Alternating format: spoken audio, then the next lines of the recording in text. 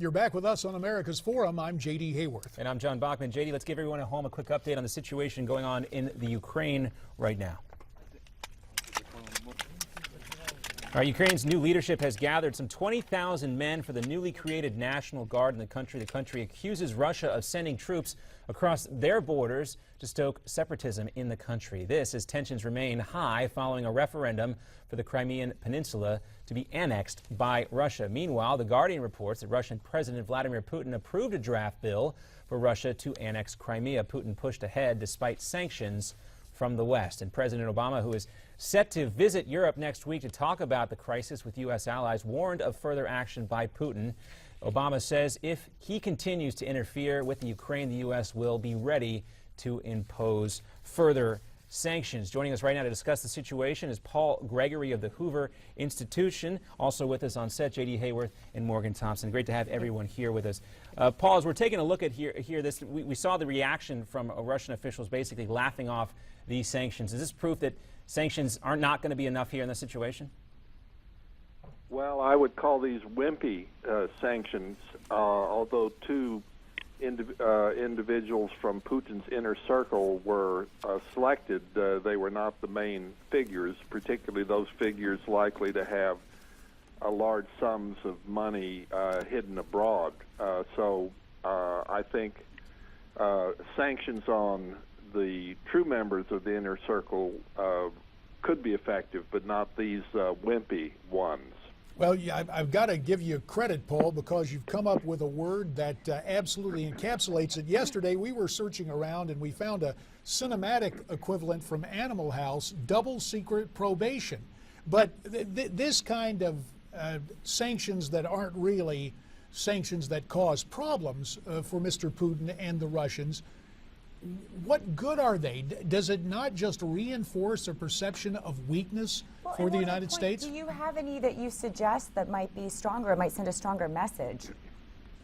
Well, very early on, I suggested if you want Putin's attention, go after his money. Putin is purported to be the richest man in the world, some $60–70 billion. He's the one who's ordered this invasion.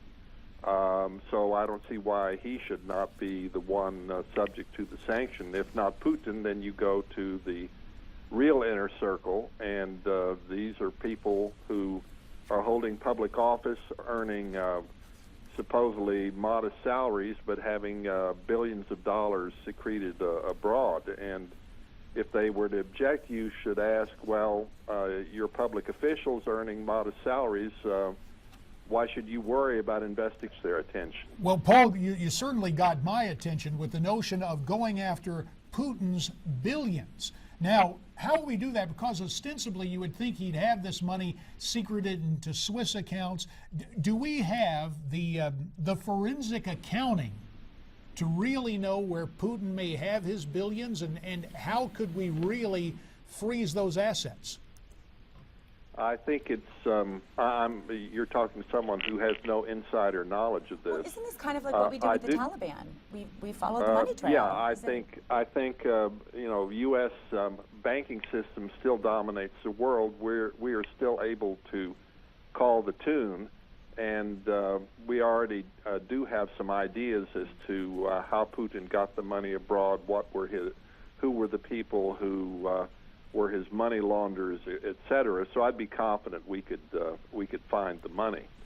Paul, I want to talk a little bit more about the idea of a wimpy president here real quickly, and I want to get to an op-ed piece that Mitt Romney recently wrote for the Wall Street Journal. It's in this morning's paper, and it talked about the situation in the Ukraine. We have a couple of graphics on that prepared. I want to skip ahead, if we can, to the second one, because that's where this gets interesting, particularly what Romney is talking about. President Obama and Secretary of State Clinton traveled the world in pursuit of their promise to reset relations and build friendships across the globe. The failure has been painfully evident. Moving on, a chastened President and Secretary of State Kerry, a year into this, can still do his job and can still yet succeed for the country's sake. They must succeed, but timing is of the essence. Romney, famously said during the campaign that Russia was our greatest geopolitical foe. What do you think about Romney's recent op-ed piece here? Is he right? Well, I agree with them. Yes, and the American public, unfortunately, does not know that we've been in a Cold War for at least a decade. So anyone who's been paying attention to Russia and listening to their description of the nefarious and illegal and dangerous activity coming out of the United States against them, anyone who'd paid attention would really understand the current situation better. This has been, in my opinion, a rather closely guarded secret that the Cold War has been going on under Putin for at least a decade. The fundamental miscalculation of Obama is, and his administration, is that you can achieve some goals by being nice to Russia. That's not the way Putin's Russia works. You achieve your goals by exhibiting and demonstrating power. So I think it all goes back to this very fundamental misunderstanding of how Putin's Russia works. Paul, you mentioned the American people, and I don't, you're probably familiar with the new CNN poll saying that 70% of the American people are really aware of this problem and quite concerned about it. But having said that, they really prefer to not get involved. Do you think that's a luxury we have? And do you think the American people understand that? Well, unfortunately, we are in a dead-end alley right now. You know, what can we do? I think the damage has been largely done. Mm-hmm. There is a headline out there that people are missing, and that headline is that the European Union has decided, I think this Friday, to sign the association agreement with Ukraine. And this is what set this all off. This is what set off the Maidan demonstrations when Yanukovych reneged on signing the association agreement. And in my view, Putin's actions were set off as well by his fear of Ukraine becoming a part of Europe.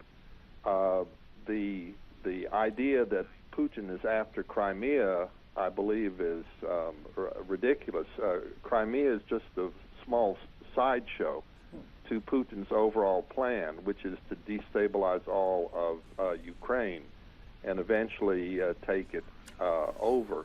So the fact that the Europeans are going ahead and signing this association agreement to bring Ukraine into Europe, I think is extremely significant, and this has been overlooked. It's one of the few acts of bravery that one can see coming out of Europe on this point. Well, Paul, we'll have to leave it there. We very much appreciate you going beyond the headlines. Paul Gregory, research fellow at the Hoover Institute, really outlining what has transpired, the transition from communism to kleptocracy in the Russian Federation. Hey, stay with us. When we come back, we'll be joined by the founder of the Faith and Freedom Coalition and author of the new book about how to restore our country's greatness by renewing our values. If you want to weigh in with us, social media the way to do it. You can tweet us at NewsmaxTV, hashtag America's Forum. Visit us at Facebook.com/Newsmax and send us your emails. Connect at NewsmaxTV.com. We'll be right back.